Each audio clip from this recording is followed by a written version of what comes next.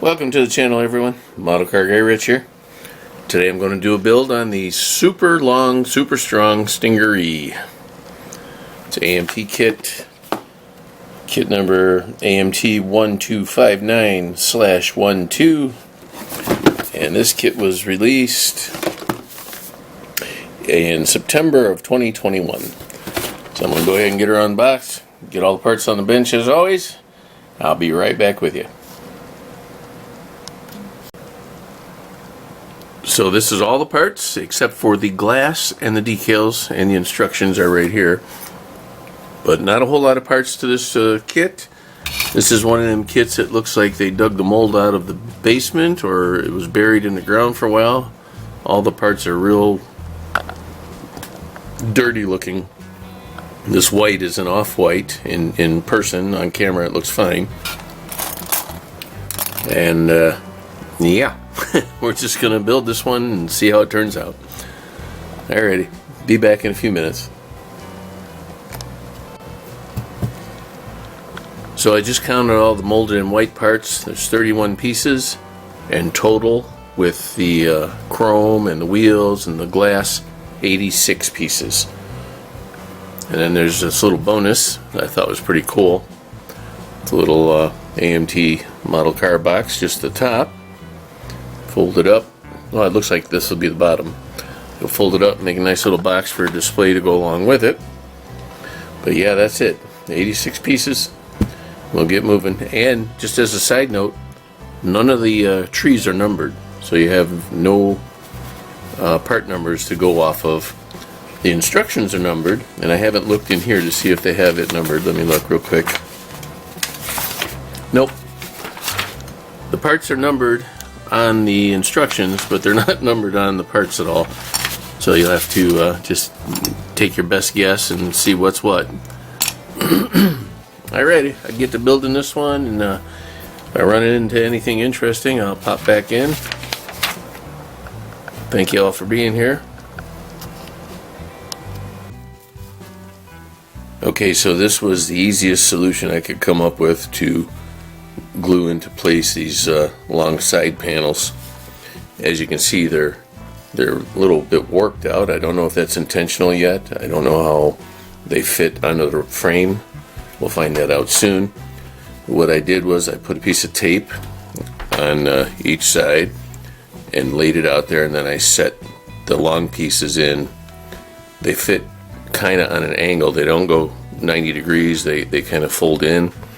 So I taped those in and then glued them on each side, and I did that last night. So I'll peel the tape off and see how it held up. But that's the only way I could come up with, other than I had nothing else. It's the only thing that made sense to me. So we'll see how that goes once I peel the tape off and put it into paint and get on with the rest. I have the frame glued together. It looks a little on the bent side also. I don't know if you can see that real well. A little warped. Maybe that's intentional. I don't know yet. I don't know if the warpage there is intentional or not. Once I put it into paint, then I will add the chrome pieces that go in there, and we'll see how it goes from there. But if I just take the body and lay it over, it seems to fit okay. I think it goes like that. So I'm going to have to do some straightening out on these pieces here, it looks like, because they look like they're going to glue right to the top of the frame.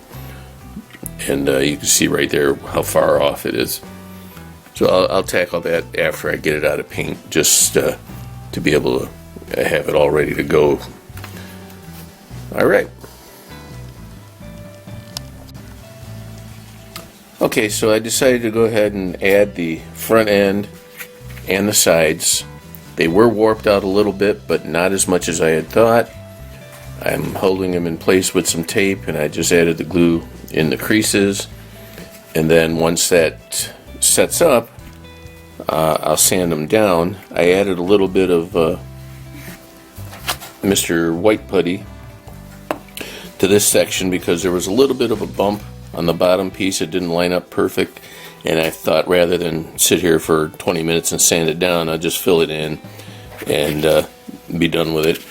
This side came out pretty good. There's a little seam there, but it is a body line also, so I think it'll be fine. I'll sand that down a little bit more before I put it into paint. And the same with the rear end. I glued that on the same way with the tape holding it in place.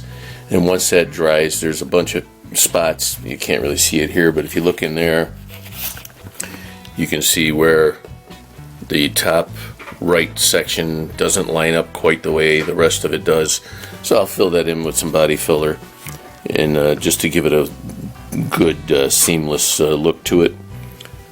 But according to the instructions, everything here can go on prior to being painted, so that's kind of a bonus.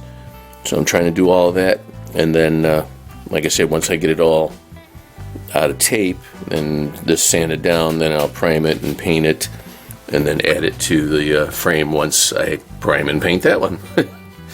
So, alright, be right back. So I went ahead and added a little bit more putty to the seam lines here just to clean it up a bit. I didn't like the way it was fitting. So I'll go ahead and let that set up overnight and then get back to it tomorrow.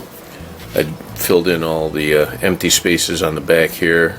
Give it a nice seamless look to it once it's sanded down. Then we'll get it into primer and paint. And it should go fairly quickly. This kit has only got 5 steps to build it. So a pretty basic kit, but I'd like it to look a little bit better than just slapping it together. So I'll be back when I get that in primer and I get the wheels and things ready to be placed on. Okay guys, so here's how I held the side pieces on. I'm just going to peel that tape off. I did this about an hour ago. Did this about an hour ago. I still need to fill in a little bit right there, as you can see. Maybe you can't. So I've got some body filler here. I'm going to get that sanded off. I'm going to fill in just a little bit more right there.